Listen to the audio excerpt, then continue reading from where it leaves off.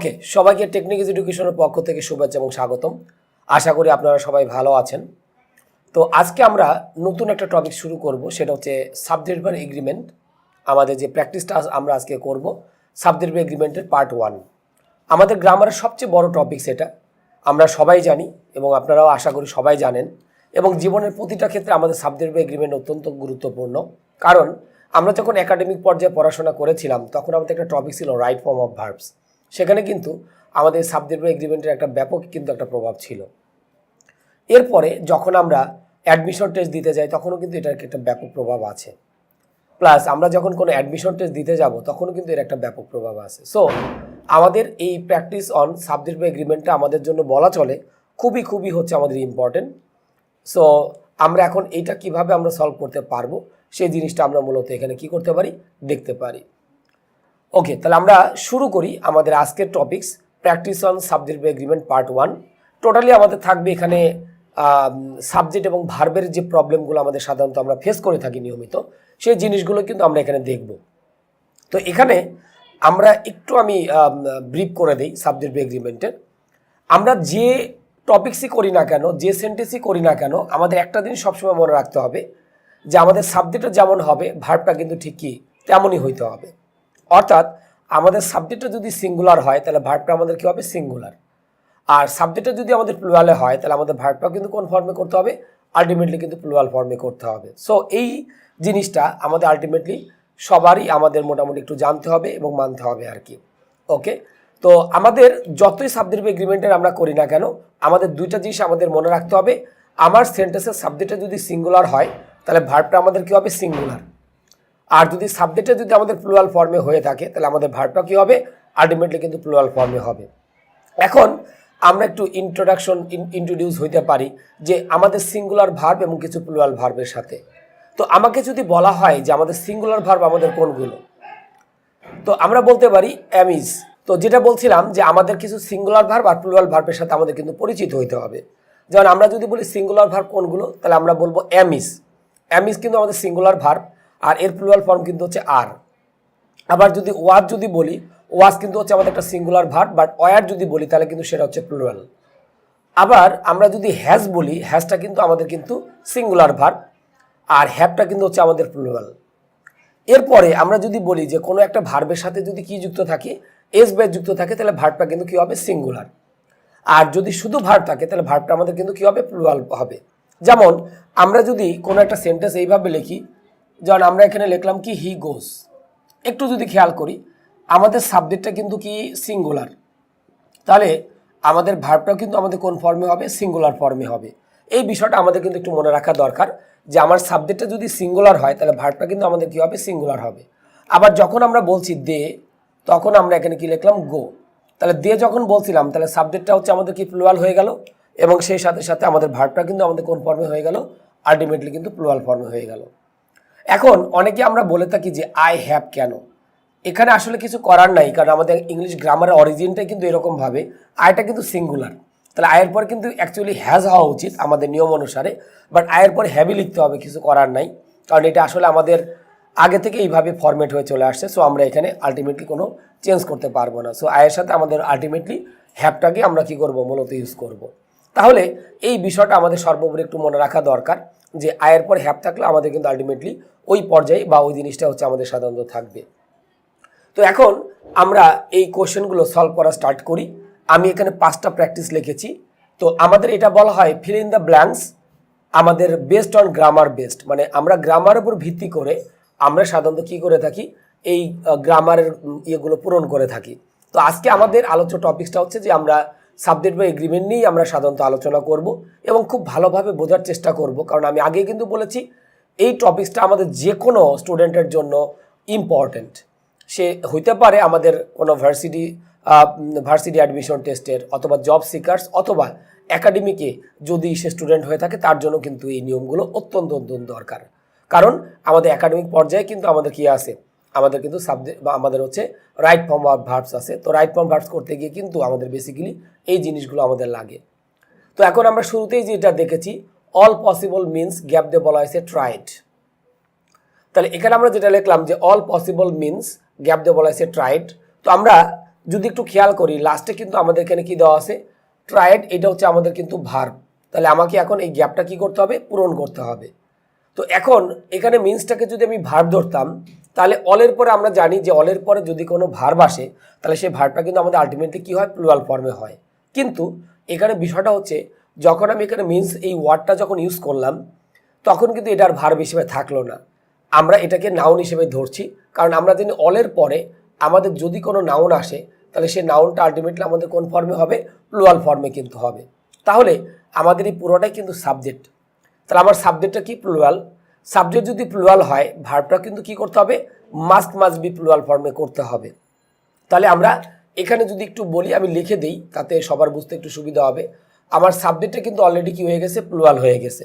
তাহলে সাবজেক্ট যদি প্লুরাল হয় তাহলে আমাদের ভার্বটা আলটিমেটলি কোন ফর্মে হবে, প্লুরাল ফর্মে আমাদের অ্যান্সারটা করে নিতে হবে।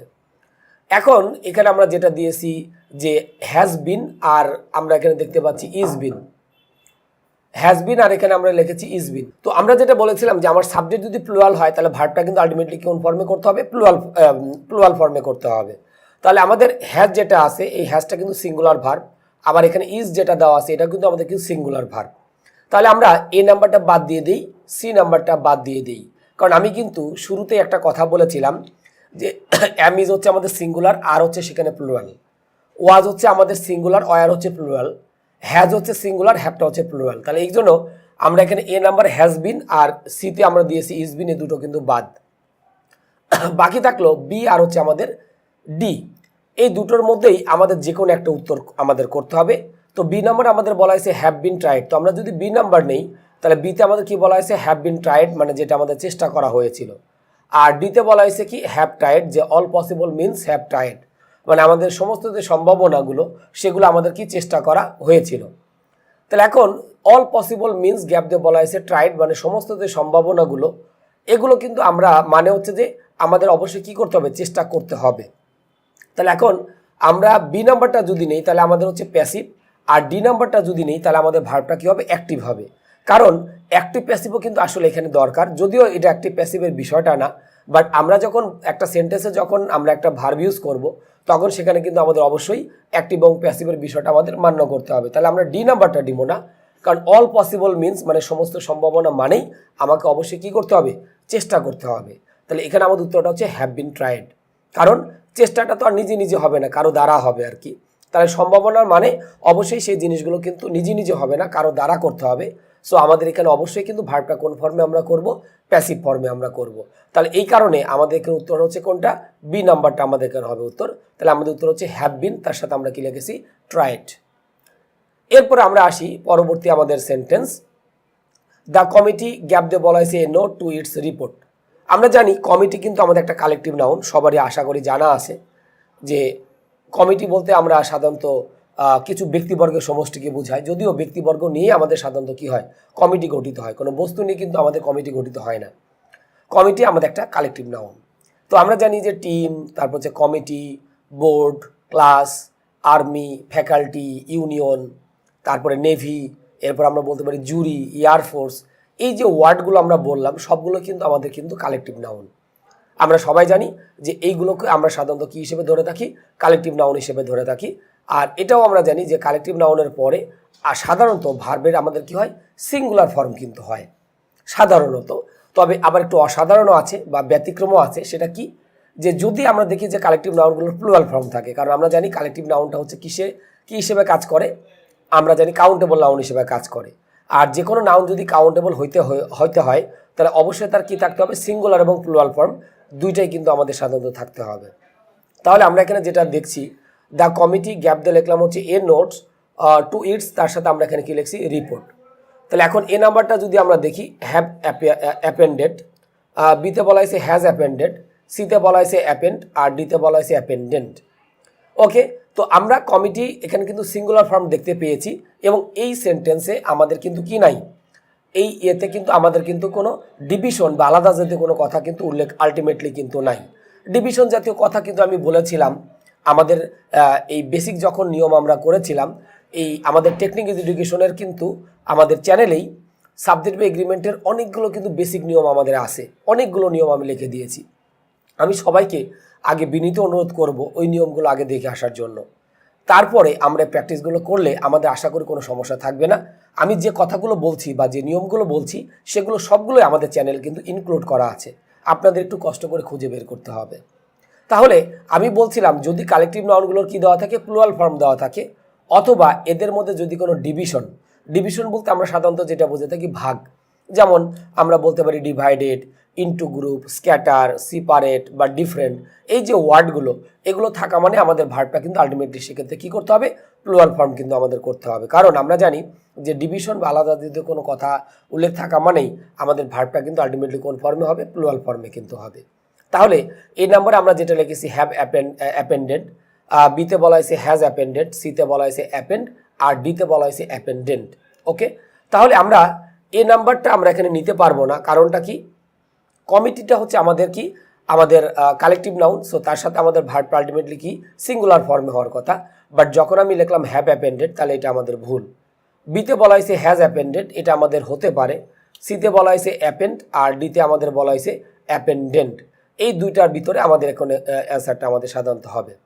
তাহলে এখন আমরা সি নাম্বারটা যদি দিই অ্যাপেন্ড, আমরা দেখতে পাচ্ছি অ্যাপেন্ড মানে হচ্ছে আমাদের সাধারণত স্বাক্ষর গ্রহণ করা বা নেওয়া এরকম টাইপের কিছু বোঝায়। শুধু যদি ভার্ব থাকে, আমরা যে এখানে দেখেছিলাম যে দে গো, আমরা যদি বাম পাশের যে আমি উদাহরণটা দিয়েছি আমরা নিশ্চয়ই দেখতে পাচ্ছেন দে গোটা আমি কেন লিখলাম, কারণ আমার সাবজেক্টটা কিন্তু প্লুরাল, এই জন্য ভার্বটা কিন্তু আমাদের আলটিমেটলি কোন ফর্মে হয়েছে, প্লুরাল ফর্মে কিন্তু হয়েছে। তাহলে আমি যদি সি নাম্বারটা যদি শুধু এখানে দিই তাহলে আমার ভার্বটা কিন্তু আলটিমেটলি কোন ফর্মে, আমাদের ভার্বটা কিন্তু প্লুরাল ফর্মে হয়ে যাচ্ছে। তো এখন আমাদের এখানে কিন্তু সিঙ্গুলার সাবজেক্ট দিতে হবে, সো আমাদের সি নাম্বারটা হচ্ছে আমাদের এখানকার ভুল। আর ডি নাম্বারটা যদি আমরা এখানে দেই অ্যাপেন্ডেন্ট, তো এই অ্যাপেন্ডের পাস্ট ফর্ম কিন্তু হচ্ছে আমাদের অ্যাপেন্ডেন্ট। আমি ডি নাম্বারটা যদি দেই তাহলে আমাদের সেটা হবে পাস্ট ইনডিফিনিটের এক্সাম্পল।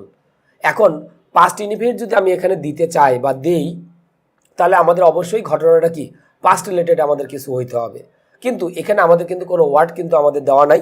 সো এই কারণে আমাদের হচ্ছে কি ডি নাম্বারটা আলটিমেটলি আমাদের এখানে হচ্ছে কি ভুল।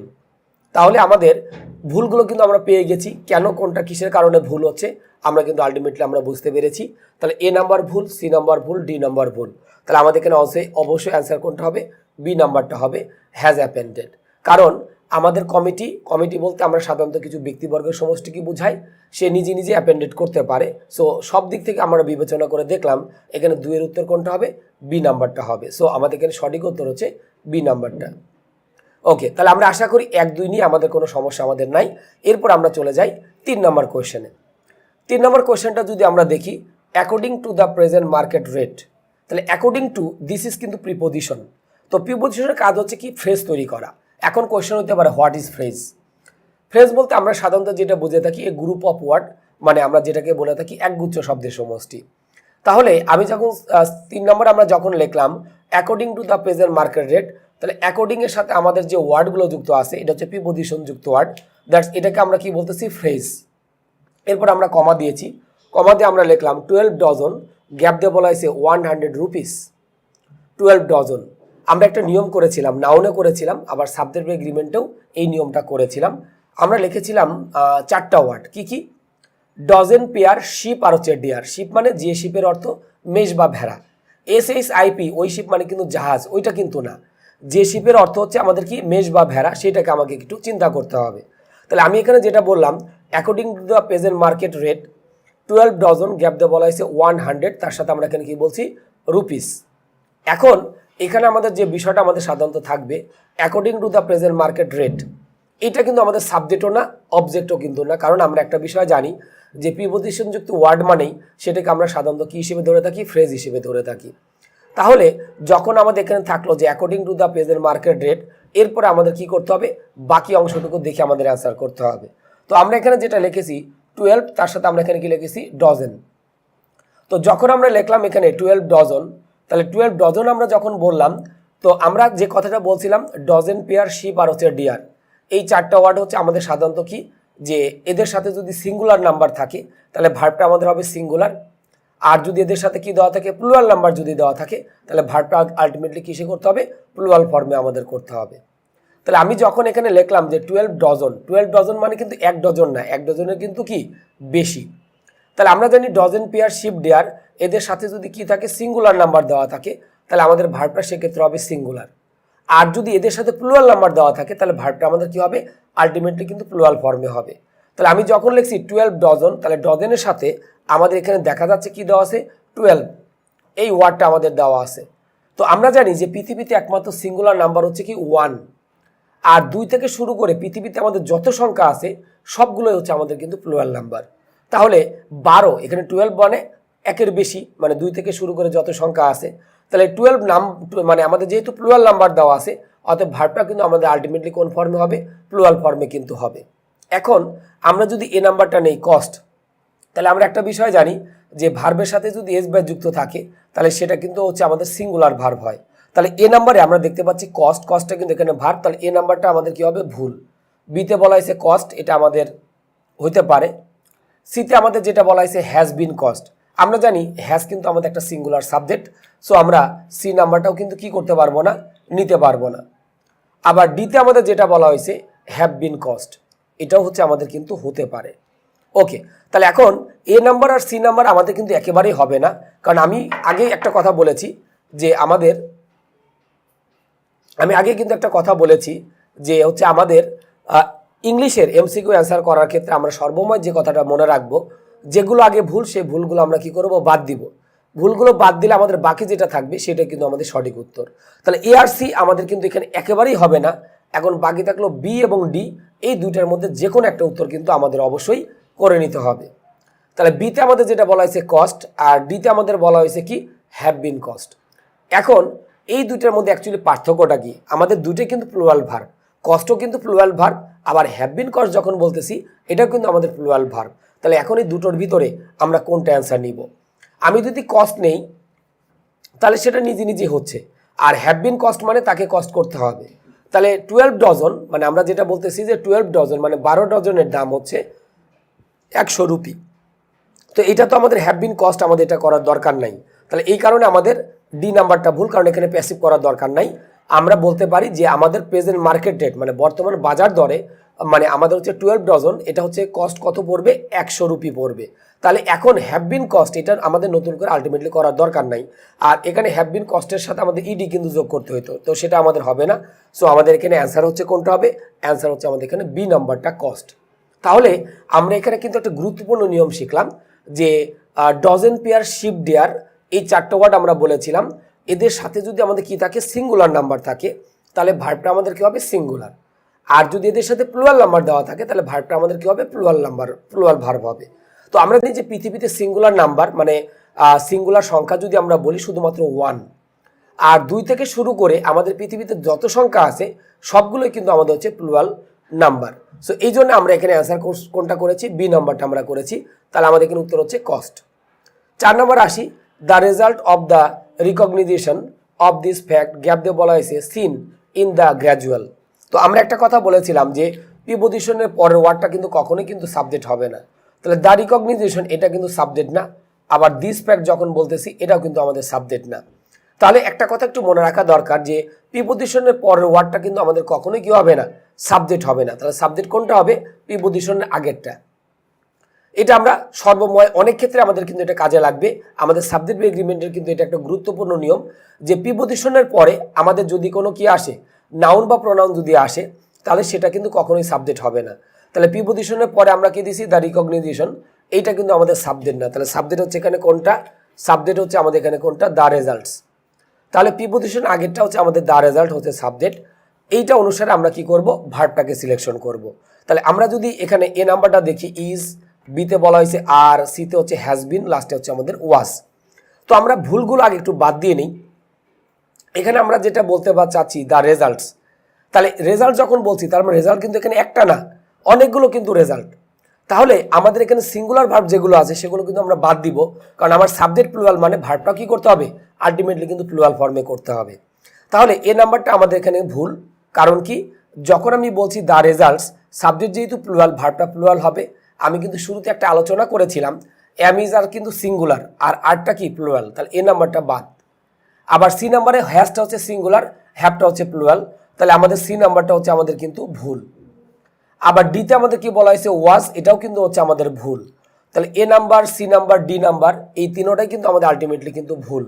তাহলে আমাদের এখানে সাবজেক্ট কোনটা? আমাদের সাবজেক্ট হচ্ছে কোনটা? The results. তাহলে দ্য রেজাল্টস এই যে সাবজেক্ট যেহেতু প্লুরাল, অথবা আমাদের ভার্বটা কিন্তু আলটিমেটলি কোন ফর্মে করতে হবে? প্লুরাল ফর্মে করতে হবে। এই জন্য আমাদের এখানে অ্যান্সারটা কোনটা হবে? আর হবে। তাহলে আমরা আশা করি এই বিষয়টা সবাই মোটামুটি বুঝতে পেরেছি। এরপর আমরা আসি আমাদের পরের question 5, the rise and fall of the tide gap দিয়ে বলা হয়েছে due to lunar influence. The rise and fall মানে আমরা জানি জোয়ার ভাটা। এই জোয়ার ভাটাটা টোটালি ডিপেন্ড করে আমাদের চাঁদের যে প্রভাবটা আছে তার উপর ভিত্তি করে। তাহলে এই যে আমরা সেন্টেন্সটা লিখলাম যে the rise and fall of the tide, তাহলে আমরা এখানে প্রিপোজিশনের পরেরটা আমরা বাদ দিই, দ্য টাইড এটা কিন্তু সাবজেক্ট না, সাবজেক্ট হচ্ছে কোনটা? দ্য রাইজ অ্যান্ড ফল। অর্থাৎ হচ্ছে আমাদের নদীর যে জোয়ার ভাটা হয় সেটা আমরা কার উপর ভিত্তি করে আমরা করে থাকি সেই বিষয়টা আমরা একটু দেখব। তাহলে আমাদের যে জোয়ার ভাটাটা হয় এটা কিন্তু একটা চিরন্তন সত্য, যেটা আগেও হইতো, এখনও হয়, অদূর ভবিষ্যতেও কিন্তু আমাদের কি হবে? জোয়ার ভাটা হবে। তাহলে জোয়ার ভাটাটা টোটালি ডিপেন্ড করে কার উপর ভিত্তি করে? আমাদের চাঁদের উপর ভিত্তি করে। তাহলে এটা চিরন্তন সত্য। আর চিরন্তন সত্য হলে আমরা একটা বিষয় কিন্তু জানি যে আমাদের সবসময়ের জন্য কিন্তু কোন টেন্স ইউজ করতে হয়? প্রেজেন্ট ইনডিফিনিট টেন্স হচ্ছে আমাদের সাধারণত ইউজ করতে হয়। তাহলে আমরা এখানে যদি দ্য রাইজ অ্যান্ড ফল, এটা কিন্তু একটাই জিনিস, মানে জোয়ার ভাটা দুইটা জিনিসই কিন্তু কার উপর ডিপেন্ড করতেছে? আমাদের চাঁদের প্রভাবের উপর ডিপেন্ড করতেছে। তো আমরা একটা বিষয় জানি, অ্যান্ড দিয়ে যুক্ত দুইটা নাউনের যে কোনো একটার সাথে যদি কি থাকে? ডিটারমিনার যুক্ত থাকে। ডিটারমিনার মানে আমি কিন্তু বলেছিলাম যেটাকে আমরা বাংলায় বলে থাকি পদাশ্রিত নির্দেশক। পদাশ্রিত নির্দেশক কোনগুলো? যেমন আমরা বলতে পারি এ অ্যান্ড দি, দিস, দ্যাট, অথবা যে কোনো প্রোনাউনের কোন ফর্ম? Possessive form. এদেরকে আমরা সাধারণত আমরা কি বলবো? ডিটারমিনার বলবো। তাহলে আমি এখানে যেটা লিখলাম the rise and fall of the tide, তাহলে আমাদের এখানে ভার্বটা কিন্তু আলটিমেটলি কিন্তু প্লুরাল ফর্মে কিন্তু হবে না। তো আমরা আগে ডি নাম্বারটা বাদ দিই। ডি নাম্বারটা আমাদের কেন হবে না? কারণ জোয়ার ভাটাটা এখনও হয়, এটা চিরন্তন সত্য। আর চিরন্তন সত্য বোঝাতে সবসময় কোন টেন্স হবে? প্রেজেন্ট ইনডিফিনিট টেন্স হবে। এখানে কিন্তু হ্যাজবিনও কিন্তু দেওয়া আছে, বাট বিষয়টা হচ্ছে এখানে ভার্বটা কিন্তু সিঙ্গুলার, কিন্তু কথা হচ্ছে আমাদের কোন টেন্সে করা আছে? প্রেজেন্ট পারফেক্ট টেন্সে। প্রেজেন্ট পারফেক্ট টেন্স কিন্তু আমাদের এখানে হবে না, আর তো এখানে হবেই না, কারণ জোয়ার ভাটা এটা হচ্ছে আমাদের কিন্তু সেম জাতীয় জিনিস। তাহলে আমাদের এখানে ভার্বটা কিন্তু আলটিমেটলি কোন ফর্মে হবে? সিঙ্গুলার ফর্মে হবে। তাহলে আমরা ভার্বটাকে কিন্তু সিঙ্গুলার ফর্মে নিয়েছি, বাট এখানে টেন্সের কিছুটা প্রভাব আছে, যে শুধু এখানে ভার্বটা সিলেকশন করলে কিন্তু হবে না, আমাদের কি করতে হবে? আমাদের হচ্ছে টেন্সটা কিন্তু একটু খেয়াল করতে হবে, কারণ এখানে চিরন্তন সত্য অলরেডি চলে আসছে। তো আমি যে কথাটা বলছিলাম যে চিরন্তন সত্য বোঝাতে আমাদের সবসময়ের জন্য একটা টেন্স হয় প্রেজেন্ট ইনডিফিনিট। তাহলে এখানে প্রথমত ভার্বটা সিঙ্গুলার হবে এবং কোন টেন্সে করতে হবে? প্রেজেন্ট ইনডিফিনিট টেন্সে। সো আমাদের এখানে অ্যান্সার হবে এ নাম্বারটা। বি নাম্বারটা এখানে হবে না, কারণ ভার্বটা প্লুরাল ফর্মে দেওয়া আছে, এই কারণে হবে না। সি নাম্বারটা হবে না এই কারণে যে এখানে প্রেজেন্ট দেওয়া ছিল, বাট প্রেজেন্ট পারফেক্টে, বাট আমাদের করতে হবে প্রেজেন্ট ইনডিফিনিট টেন্সে, বিকজ এটা হচ্ছে আমাদের একটা ইউনিভার্সাল ট্রুথ বা চিরন্তন সত্য। আর লাস্টে আমরা যেটা দিয়েছিলাম ডি নাম্বারে ওয়াজ তো এখানে হবেই না, কারণ ওয়াজ দিলে এটা আমাদের কি? পাস্ট ইনডিফিনিট, যেটা বোঝাচ্ছে আগে ঘটতো, এখন ঘটে না, বা অদূর ভবিষ্যতে হয়তো আর ঘটবে না। এই জন্য আমরা ডি নাম্বারটা কিন্তু দেই নেই। সো আমরা এখানে অ্যান্সার আমরা কোনটা করলাম? আমরা করলাম হচ্ছে 5 নাম্বারটা ইজ। তাহলে আমরা আশা করি যে 1 থেকে 5 পর্যন্ত আমি যে প্র্যাকটিসগুলো করালাম আশা করি আপনারা সবাই বুঝতে পেরেছেন। আর বেসিক কিছু আমি কথাবার্তা এখানে হয়তো কিছুটা শর্টকাট করে বলেছি, কারণ এই জিনিসগুলো কিন্তু আমাদের এই টেকনিক ইজ এডুকেশনের চ্যানেলে কিন্তু অলরেডি আছে। তো আমরা আগে সবাই ওই চ্যানেল থেকে বেসিকটা আগে দেখব, দেখার পর হচ্ছে আমরা কি করব? এই প্র্যাকটিসগুলো করব। তো আমরা মোটামুটি এই প্যাটার্নের যে 1 থেকে 5 পর্যন্ত মানে fill in the blanks based on grammar, এবং আমাদের গ্রামারে আজকে আলোচ্য টপিকস হচ্ছে সাবজেক্ট ভার্ব এগ্রিমেন্ট পার্ট 1। তো আমি সাবজেক্ট ভার্ব এগ্রিমেন্ট প্র্যাকটিসের পার্ট 1টা আমি এখানে ক্লোজ করছি। আশা করি আমি সেকেন্ড পার্টে আপনাদের সবাইকে পাবো। তো সে পর্যন্ত সবাই ভালো থাকবেন আর দেখতে থাকবেন টেকনিক ইজ এডুকেশনের সমস্ত ভিডিওগুলি।